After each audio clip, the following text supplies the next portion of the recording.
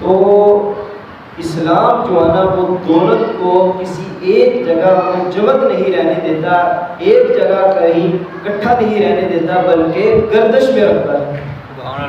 اس کی وجہ یہ ہے کہ مالدار طبقہ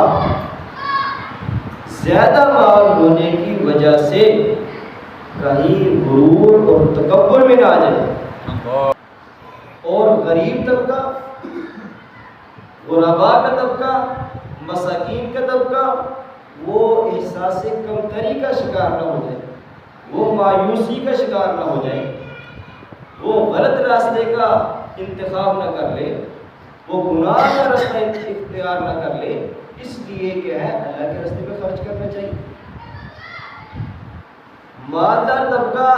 اللہ کی راہ میں خرچ کرے گا تو مال و دولت کی محبت نکلے گی،